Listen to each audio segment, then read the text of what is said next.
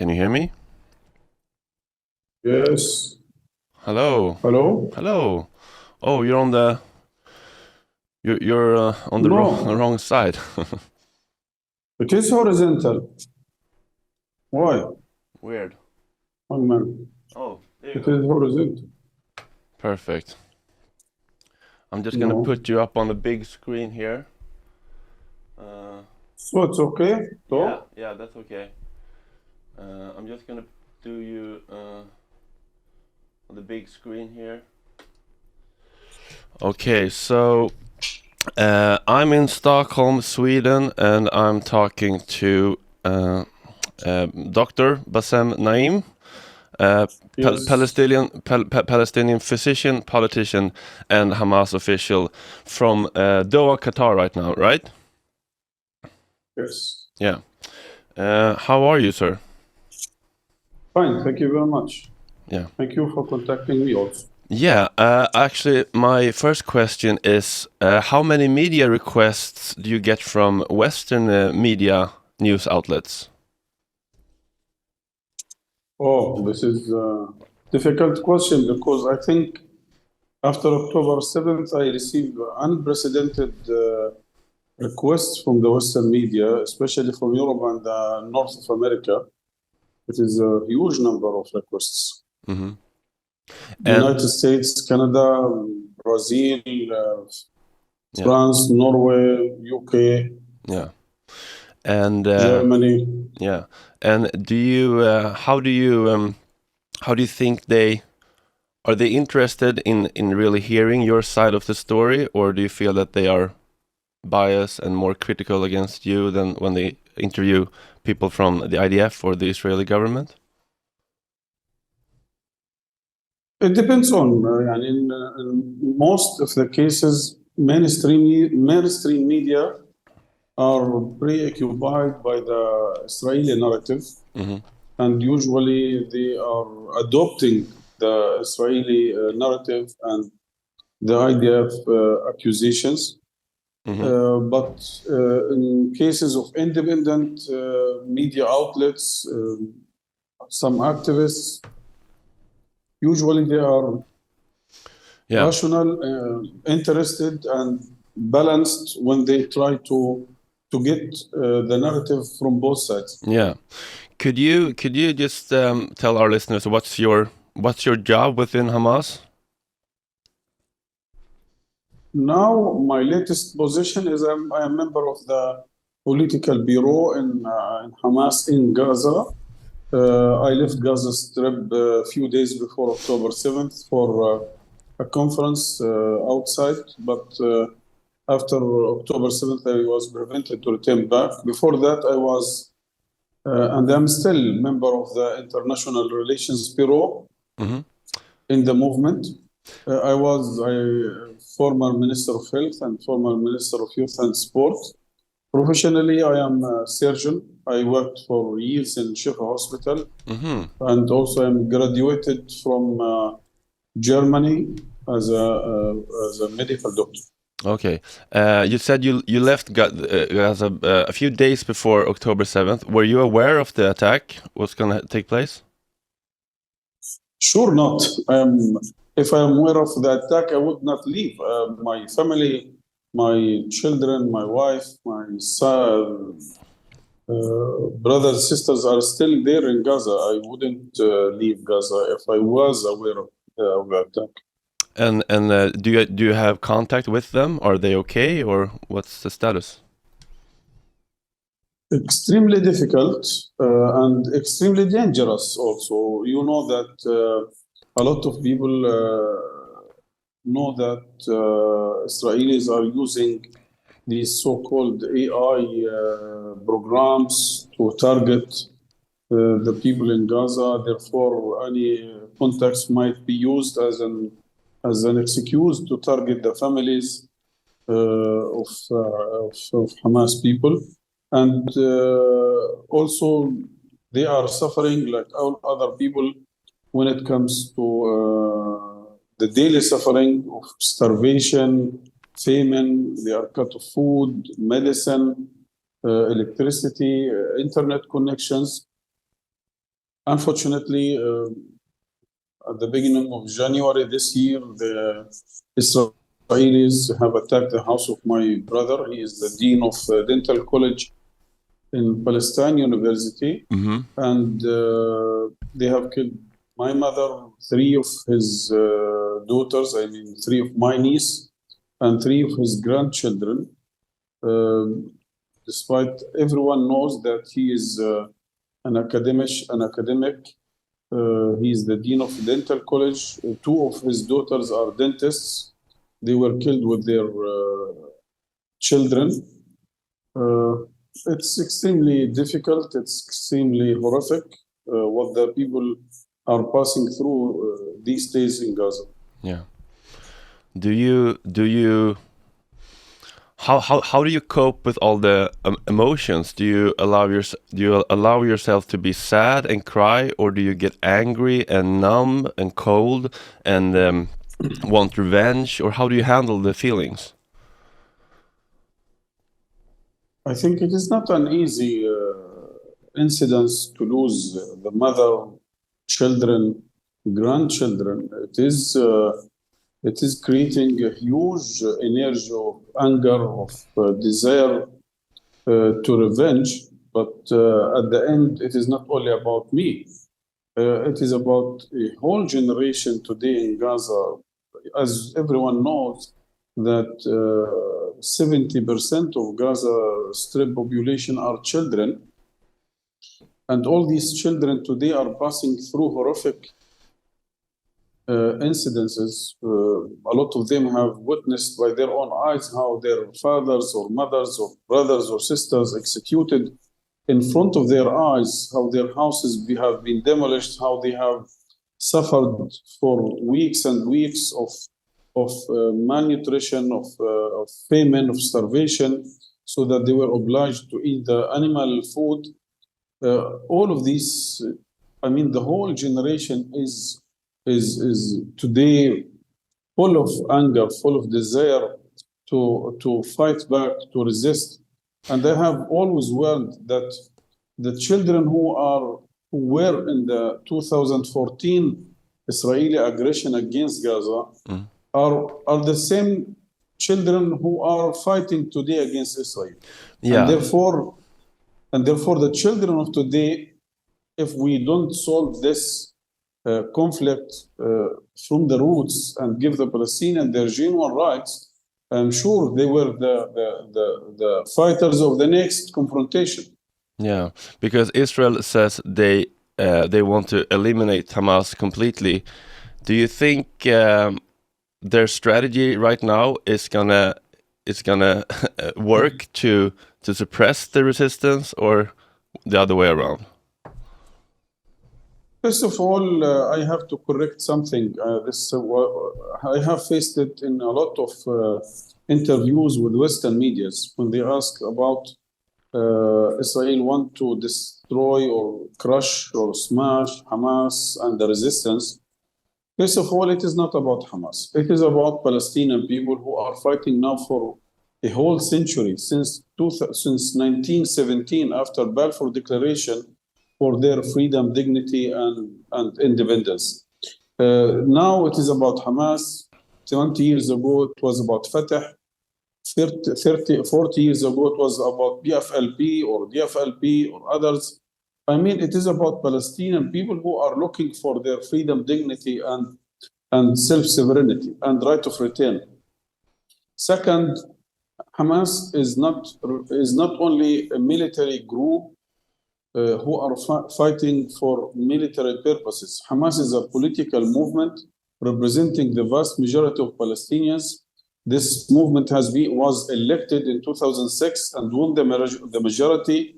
As a response to that, the Western countries, led by the Americans, have sanctioned the movement, boycotted it, and isolated the government, because these free and transparent democratic elections, they didn't fit with the American wishes of who should run the government. Mm-hmm. Therefore, I have to say Hamas is an idea. Hamas is a national project, a national liberation movement which is looking for again, the genuine Palestinian rights of self-sovereignty and independence and freedom and dignity and right of return. Therefore, they will not be able to crush Hamas or to smash the resistance. And I think if you review the last two polls were done by Dr. Shikaki. He is the head of one of the most famous independent Palestinian institutes funded by Western countries. One of these polls have been done after 2 months of October 7th, and the other one were done after 5 months.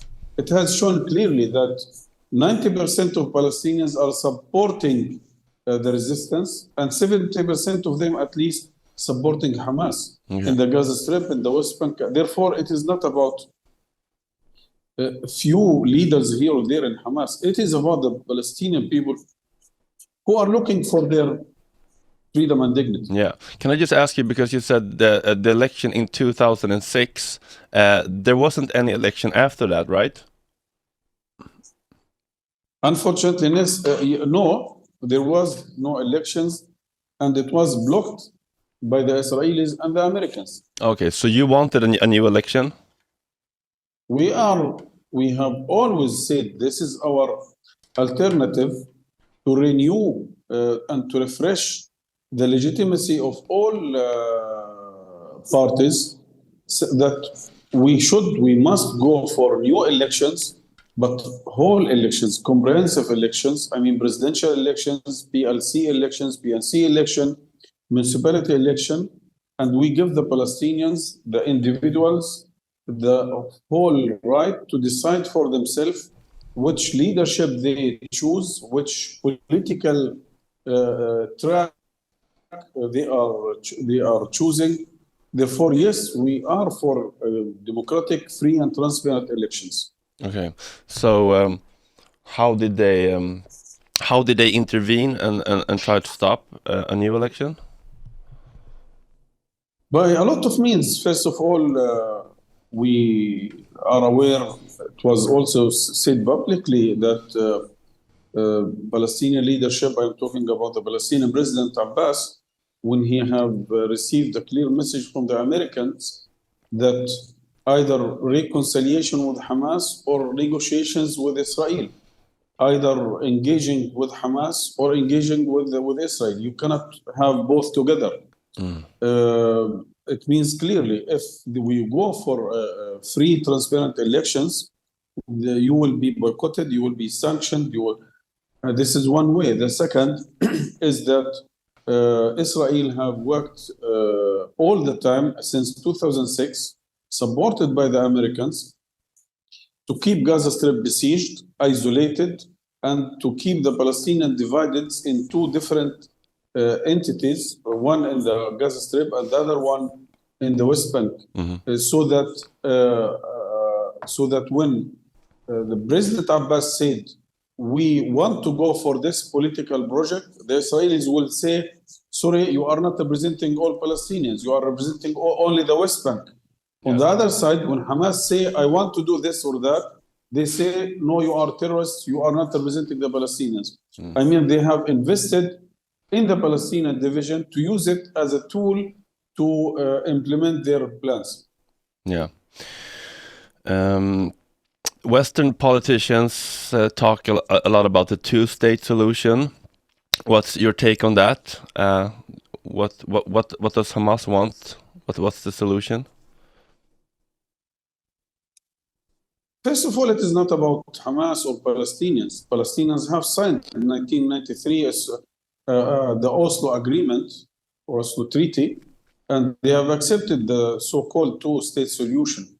But since that time, Israelis, and this is well known by everyone, have undermined this chance to have a two-state solution and to coexist with the Palestinian state. And I think this was clearly adopted especially by Netanyahu since 1996, when he firstly met with President Arafat. But you can remember that September last year, 1 month before October 7th, Benjamin Netanyahu was in the UN and he clearly said, I cannot allow any political entity between the river and the sea except Israel. And he raised the Palestinian flag and said, this is only Israel. Therefore, it is not about, I hope that you can bring any Israeli politician from the extreme right to the extreme left who can publicly say, I am for a two-state solution, or I am for a Palestinian, independent Palestinian sovereign state. This is on one. Second, yes, but Hamas have said in its political charter or revised charter 2016, that yes, we can, if all Palestinians accept an independent sovereign state on 67 borders, we are ready to accept it, and we are ready to be part of this political project, and we are ready to protect and to defend this the choice of the Palestinians. But the question is, what about the other state? Can you today tell me any definition of this state? For example, what are the borders of this state? Maybe not a lot of people in Sweden know that Israel has no defined borders. Mm-hmm. You are accepting something which is not defined. Mm-hmm. Israel has no constitution. Israel is asking the Palestinian to recognize it as a Jewish state. Do you know what does it mean when I recognize Israel as a Jewish state? That 2 million Palestinians inside Israel today by recognizing Israel as a Jewish state, I am undermining their existence, or I am accepting to deal with these Palestinians inside Israel who should be or must be Israeli citizen. I have to accept to define them as citizen second class. Therefore, the question has to be directed not to the Palestinians who are the victims of this occupation. It has to be directed to the Israelis. But lastly, I have to say, when the international community have recognized Israel in 1949 as a full member state of the UN, and at that time the resolution was composed of two parts. One part is the recognition of Israel as a full member state of the UN, but there is another part which is asking for establishing or founding a Palestinian state and giving the Palestinians the right of return. We have to ask the international community, where is the other part? Why have Israel always the right or the veto to say yes or no for a Palestinian state? This has not to be in the hands of anyone, including the Israelis or the Americans or anyone, to block the will and the right of the Palestinians, because this is a genuine right of the Palestinians to have their own state. Why to wait for the Israelis to accept or not to accept a Palestinian state? Why do you think the Western world has looked away from this ethnic cleansing and oppression and occupation for so many years? I think because of multiple factors. First of all, Israel, beside the declared goal that Israel is solving the so-called Jewish complex, which is the crime or the mistake or the fault of the Western countries. Jewish has never suffered any persecution in the Arabic or Islamic areas. On the contrary, all the time when the Jews were persecuted in Europe, in France, in Britain, in Belgium, in Netherlands, everywhere, they came to our countries since the 16th century. Mm-hmm. I mean, this is the first cause that this solved the Jewish complex. But the other one, that Israel is representing the Western colonial interest. Israel is an advanced base, military base, and economical base for the West in this area. And to have someone playing the role of the police of the area, they are investing in Israel and they are protecting Israel. Lastly, I think this is because of the weakness of the Arabic and Islamic countries. I'm sure if the Arabic and Islamic countries were able to put or to challenge the West by their interest in the area, I'm sure the Western countries would oblige Israel to accept a Palestinian state immediately. But unfortunately, this weakness in the area, the Arabs and Muslims and the region as a whole, give the Western countries a chance to undermine the possibility of creating a Palestinian state. Look, the Israelis have since 1967 undermined any chance to have a Palestinian state by Judaization of Jerusalem, by annexation of the West Bank, and building all kind of settlements. Today we have nearly 800,000 settlers inside the West Bank. They have totally controlled 62 to 64% of the West Bank. What we have heard from the West, only few nice words that these acts can undermine the possibility of two societies. It could harm the peace process, but practically they haven't taken any serious or practical step to stop these Israeli aggressions against international law. Have you noticed a change in the tone, in the discourse in the Western media? I sent you a link to a Piers Morgan segment. After October 7th, he sounded very pro-Israel, and now he's very critical to his pro-Israeli guests. Have you noticed a shift? Look, when we talk about people everywhere, not only in the West, but I'm sure all over the world, they have discovered that the mainstream media were manipulating them, they were cheating them by conveying a distorted message or fabricated story, or adopting the Israeli propaganda about what's happening on the ground, or at least hiding the reality of what's happening to the Palestinians every day of atrocities. And today, thanks social media and direct contact between the people here on the ground and the people everywhere, people started to receive live in real time what's happening today. Therefore, based on this, at the beginning, all the mainstream media, they have adopted the Israeli narrative and the Israeli propaganda.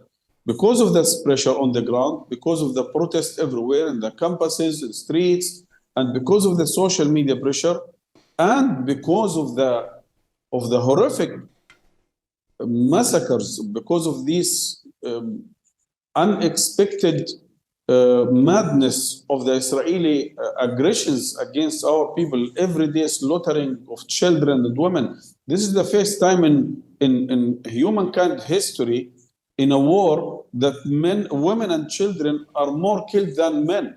Usually in wars, men killed more than children. Today, for the first time in history, women and children are more killed and wounded more than men. Therefore, I think this has pressured the mainstream media to make a little bit shift. But still, I think that the mainstream media is controlled by the Zionist lobby, and they are still adopting the Israeli narrative and Israeli propaganda, but because they are trying to avoid losing their their publicity, they try to balance. But I'm sure that those who are making the decision in these mainstream medias are still standing behind the Israeli narratives. Yeah. Can I ask you, Doctor, what was your reaction on October 7th? Where were you when you got the news, and what was your first reaction? I was in Istanbul. As I told you, I was for a conference there, for a meeting for a few days, and I have to return back to Gaza. Look, for me, October 7th was an act of defense. I am, as a Gazan and as a doctor and as a physician and as a minister of health, I knew exactly in details how Palestinians in Gaza Strip were suffering because of the siege, how many people died because of lacking of food or medicine, because they were prevented to leave Gaza Strip to seek treatment abroad. Therefore, therefore, we have warned many times before October 7th, when I met a lot of Western media, even days or weeks before October 7th, that this situation is not sustainable. If the siege is not lifted, some explosion is coming, and this explosion will be so big and beyond the borders of Palestine. Second, what we have witnessed or observed or watched of daily atrocities and the aggressions against Al-Aqsa Mosque from these extremist settlers, the forceful expelling of Palestinians from their homes in Jerusalem, in Sheikh Jarrah and other neighborhoods, the atrocities against our people in their farms in the West Bank by these extremist fascist settlers, this has created a lot of anger. Therefore, again, we have considered this as a heroism act of defense. Yeah. Do you think that or I can ask you this: what can you say about the events at the music festival? At the what? At the Nova Music Festival. Look, for me, I am aware about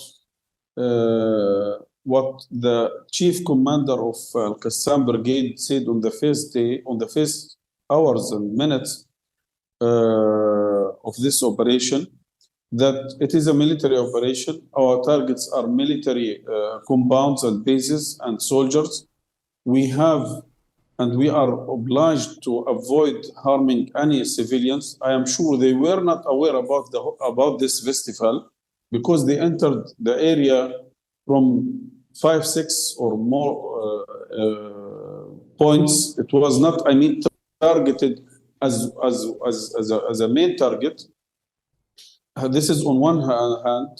On the second hand, I am sure that, and this has been proven and by Israeli media later, that most of the people killed in the musical festival were killed by Israeli bombardment by the air or by tank shelling, because they are adopting, in the army, they are adopting the so-called Hannibal doctrine, which gives the Israeli army the right to kill anyone, including the Israelis, if they are taken hostages or if they are, and this has been proven by a lot of Israeli media and journalists, including Haaretz and Ma'arif. Therefore, this was not at all a target for the fighters. The fighters, they have clear orders and instructions to attack the military bases in the kibbutzes, the soldiers.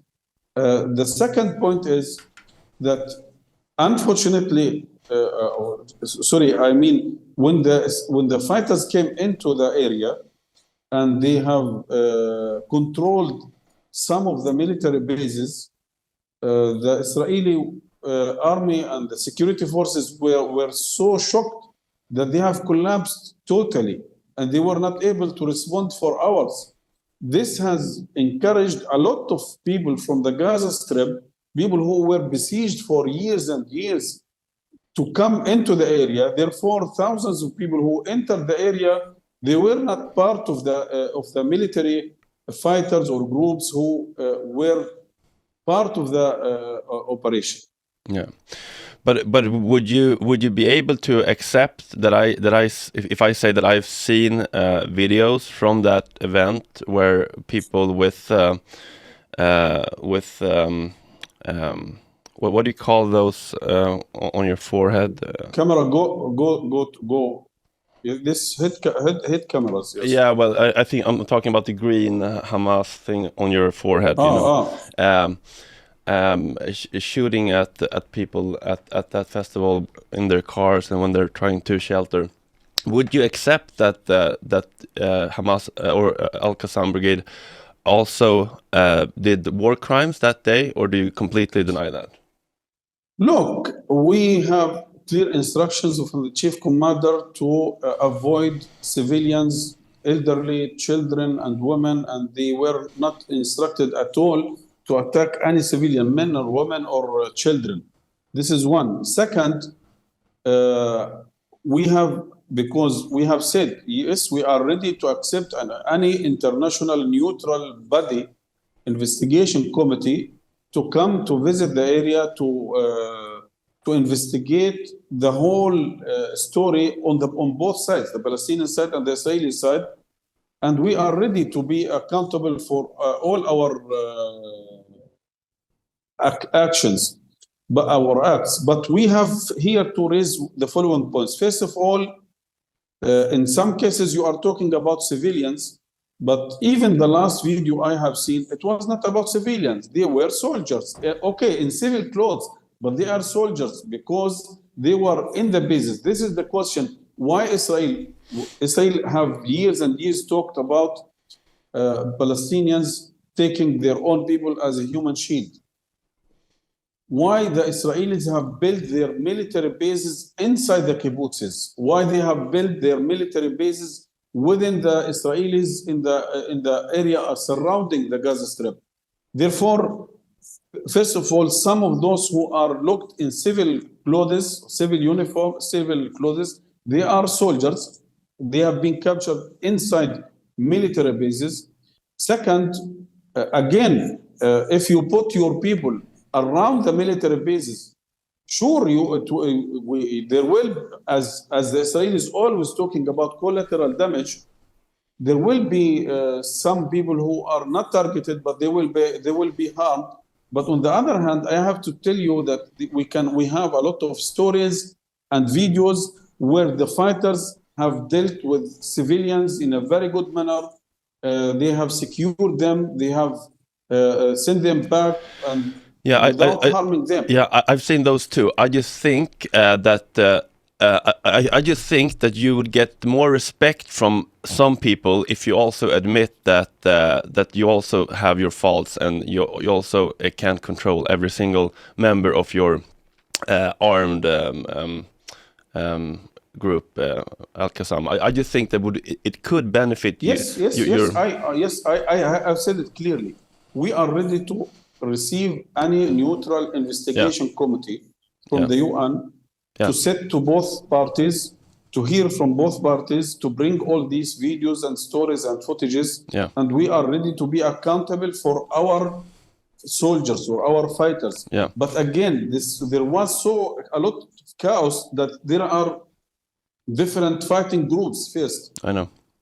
And a lot of civilians. And there was a kind of chaos that the area was penetrated from 5-6 points. Therefore, at some time, there was no control over the scene because of the collapse of the security. But if anyone would or have committed any crime, yes, we are ready to be accountable for our faults. You said that civilians also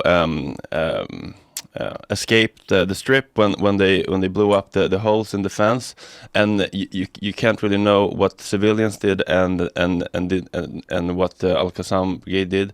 Do you think that's a problem when people, some Israelis are using this rhetoric, no civilian in Gaza is innocent? Can you see a problem there that some civilians was a part of the operation? Civilians are not part of this operation, but if you keep 2.3 million people for 17 years as hostages in this very suffocating siege, and they are passing through all these atrocities, they are looking for at any moment of the day they can get out of this animal farm of the biggest open air prison on one side. Second, how can I say that the people there are not innocent when I say that 70% of Gazans are children? 60% or some like 60% of the Gazans are below 16. How can you accuse them to be part of this military operation or accuse them to be terrorists? They are children. A lot of them are women. I mean, 60% are below 16 or 70% are children, and the rest of the 30% have 50% women and 50% men. And not all men are part of the military wing of Hamas. A lot of them are from Fatah and PFLP and Jihad, and some of them have nothing to do with politics at all. How can you accuse? By the way, this is clearly against humanity, against international law. Yeah, sir. I only have the free version of Zoom, so 40 minutes is the limit. Do you mind doing a new meeting and talking a little bit more? Can we have another 10 minutes? Okay. 10 more minutes, yeah, but I have to do a new meeting because Zoom is a 40-minute limit. Okay, I'll send you a new link in 1 minute, okay? Yes, okay. Okay, so can you tell us anything about the latest negotiations with the Israelis?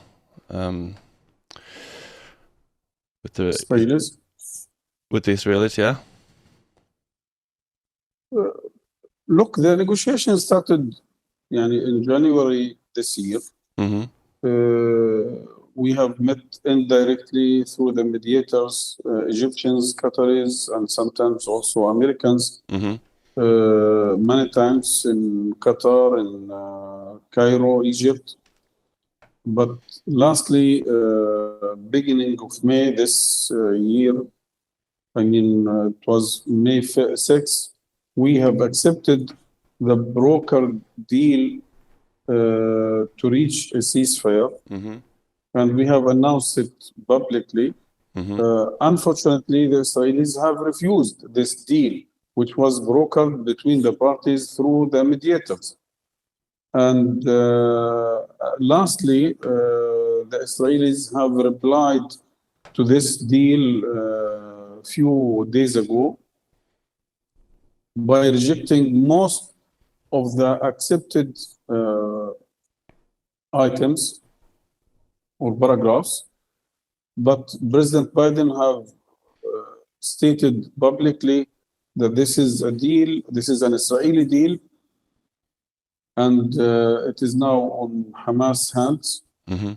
We have rejected to receive this deal simply because we have accepted a broker deal between the two parties. It was a broker deal between Hamas and the Israelis through the Egyptians and Qataris and the Americans, but unfortunately, they have rejected this. Therefore, we have said, okay, how should we go for a new deal to be rejected and to go again for a new month of fighting and slaughtering of our people in Rafah and Gaza and everywhere? If we are not sure that the Israelis will accept the deal again, we have to be sure from the beginning that the Israelis are willing to go for a ceasefire deal, a permanent ceasefire deal, a deal which can lead to a permanent ceasefire, total withdrawal of the forces from the Gaza Strip, and opening or lifting the siege and engaging in the prisoner deal. Now we are preparing a reply to Biden initiative, which we have received from the brokers. Based on the three main elements we have stated many times. Any deal has to lead to a permanent ceasefire. Any deal has to lead to a total withdrawal of the forces from the Gaza Strip. And any deal have to allow all displaced people to return back to their houses and lifting the siege, plus engaging in a prisoner deal. Yeah.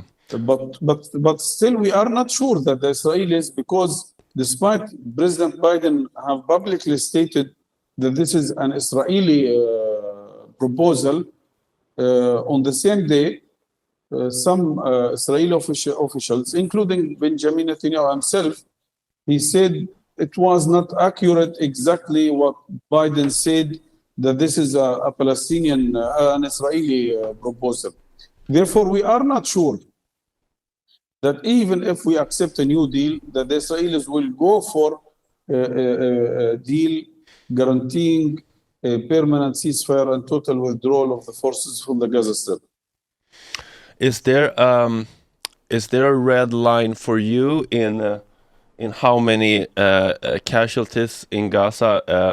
Like, is there any amount where you say okay to a deal and remove your demands, or can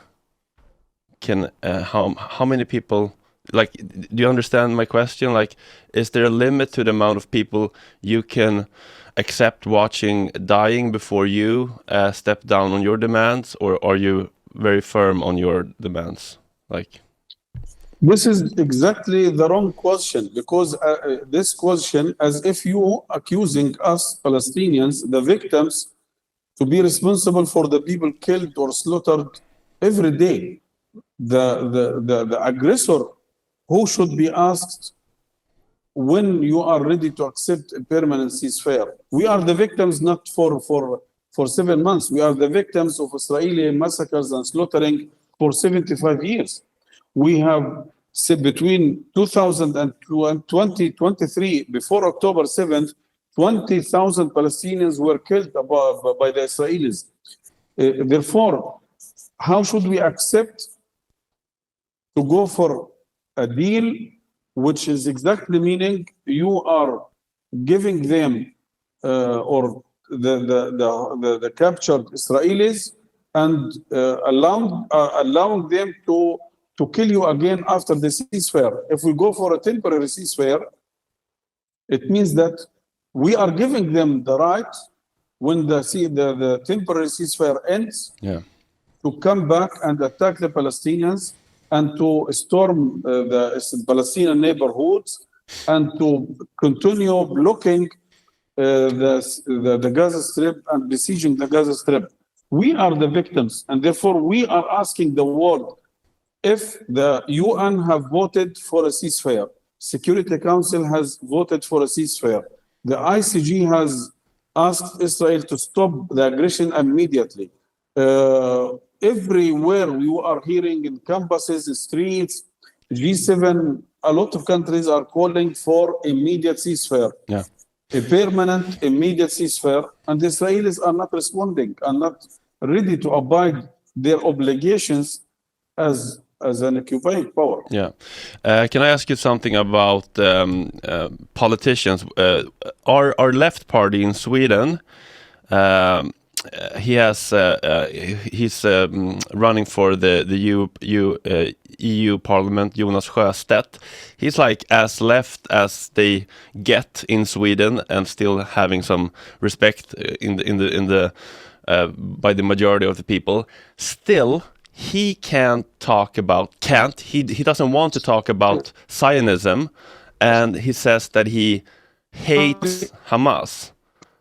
Why do you think it's so hard for people, even that are very left, to talk about Zionism and the problems with Zionism, and to not condemn Hamas?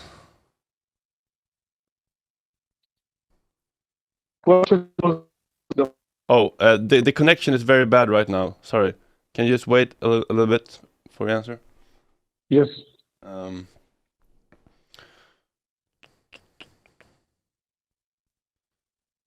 Bad connection from Qatar right now. Getting better again. Yeah. Do you understand the question? No, I didn't get it. No. So the left politicians in Sweden, we have one that is, I like him, Jonas Sjöstedt. He still doesn't want to talk about Zionism. He talks about the occupation, but he doesn't talk about the problem with Zionism, and he says that he hates Hamas. Why do you think it's so hard for even really left politicians in the Western world to talk about Zionism and not condemn the resistance? It is very simple, because any politician in the West knows that if you attack Zionism or Israel, you will be considered as anti-Semite, and everyone knows that being accused or condemned as anti-Semite, this is a suicide for any politicians. For any politician. Therefore, he knows.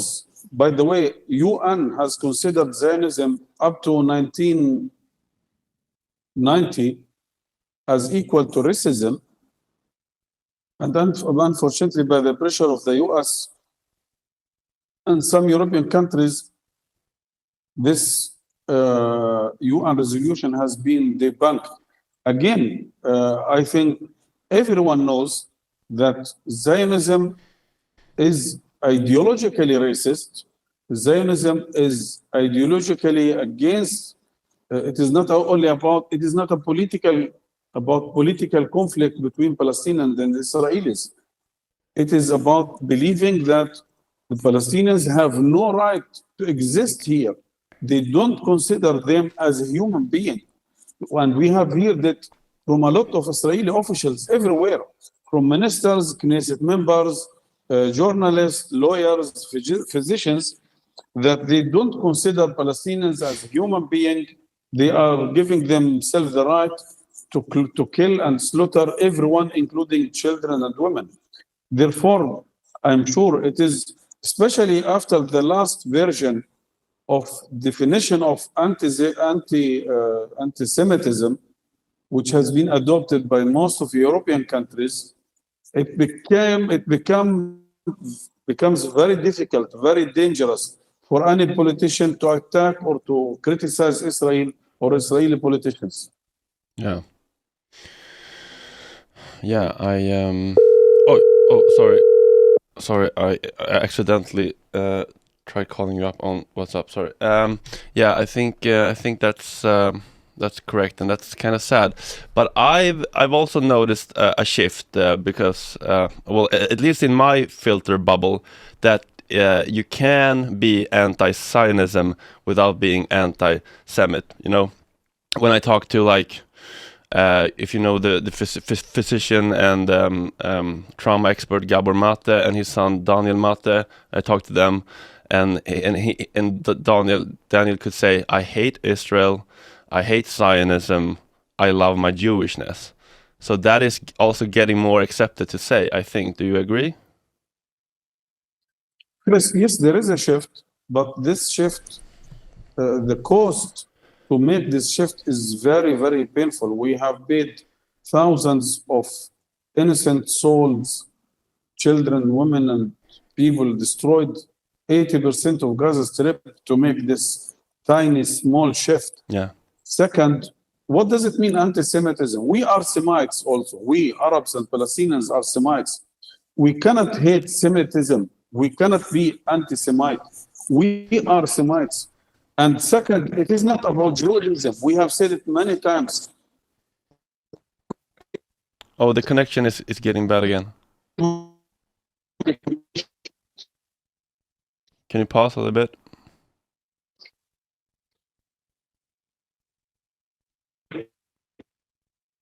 I'm sorry, sir. The connection is pretty bad again.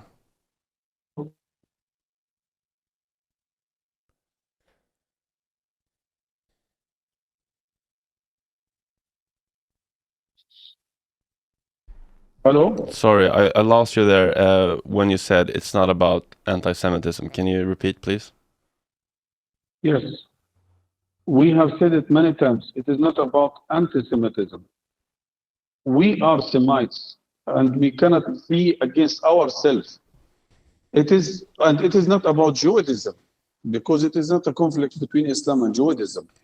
We have coexisted for centuries and centuries together peacefully, Muslims, Christians, and Jews. Yeah. And we have said it many times that we are not fighting against Judaism. We are fighting against occupation, against the Zionist project. Therefore, we are not asking the tank driver who is coming to attack our houses, what's your religion or what's your nationality? It is not about his religion or nationality. It is about someone who is driving a tank to attack our houses and to kill our children. Yeah. Therefore, it is not about, and we have warned, by the way, many times, that the Israeli extremist politicians, especially those right-wing extremist politicians like Ben Gvir and Smotrich, they are converting this political conflict between Palestinians and the occupation into a religious conflict between Palestinians, but also we will add, if it is a religious conflict between Palestinians, Arabs, and Muslims with Jews. But this is not the reality. And this is the dangers of these right-wing extremists in Israel. They are using religious rhetoric. They are depending on religious narrative, religious history to excuse or to give themselves the excuses to do what they are doing. Yeah. It is very dangerous if this conflict is converted into a religious conflict, because at that time, if it is a religious conflict,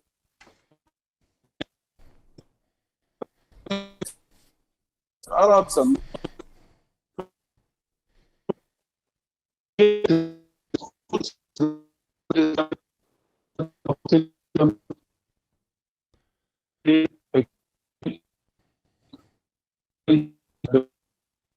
Bad connection again.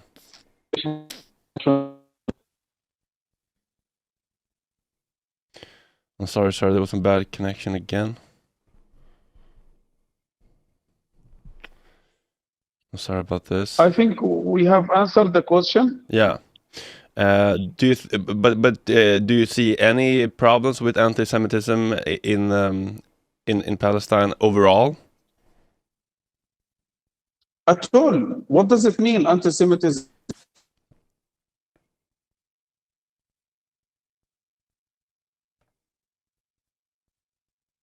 Fuck.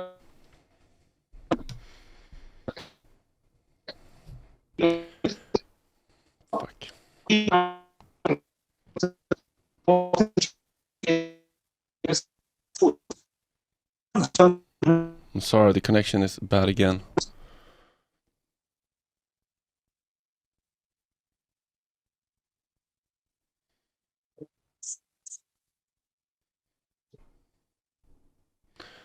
I'm sorry, the connection is bad. Hello? Yeah, the connection is really unreliable right now. Maybe usually Zoom is better because it doesn't need more heavy internet connections. Yeah. Anyway. Yeah. Regarding the last question, because I have to leave. Yeah. Look, if you ask about our position towards anti-Semitism, we have to say it clearly. We don't have such problems. We don't have such complexes. Yeah. Anti-Semitism was never a problem in this region. Yeah. We have coexisted for centuries together peacefully, yeah. Muslims, Christians, and Jews. Yeah, we heard that. This is a clear European complex, European problem, yeah. And we are not ready to accept inventing these problems or transporting these problems yeah. to our region. Can I just have one last question, because I get this sometimes I got it from my former podcast partner Kalle Schulman. He said, "How can you support Palestinians? They would throw you off a roof because you're gay." Well, how do you respond to those kind of arguments? Look, first of all, we are a Palestinian liberation movement. I mean, Hamas with Islam as a background, a cultural background, but we are a political movement within a bigger Palestinian movement, and we have always voted for a democratic civil state in Palestine, and we have always clearly defined our position that it is the decision of Palestinians to choose their type of political system, to choose their constitution, to define the rights and the obligations of any Palestinians in a free and democratic elections. And therefore, it is left for all Palestinians. It is not about individual stances from one here or there. It is not an individual position. We said that this is the decision of all Palestinians, I mean Muslims and Christians and Jews, to decide for their future land or state or country. Yeah. But right now, do you think I would be thrown off a roof if I visited? Do you have I asked you anything about your sexual orientation before I made this interview? No. And again, this is your private decision. This is your private life. This is your choice. This is not my obligation to decide for you what is right, what's wrong. Yeah. Thank you for taking the time, Basem Please. Naim, physician, politician, Hamas official, and do you think do you have any recommendations for people for me to interview that are good spokespersons? There are a lot of people who can speak, but my only advice is always to stick to the reality and to stick to the field on the ground, to meet people directly on the ground and to hear from them and to reflect their reality. We are not asking anyone to fabricate stories on behalf of the Palestinians. We have said it always, please go to the ground, ask the people about their opinion, hear from them directly, and reflect this reality to the media. Yeah. We are not looking for any propaganda or fabricated stories. Would you say being in Doha, Qatar is being on the ground?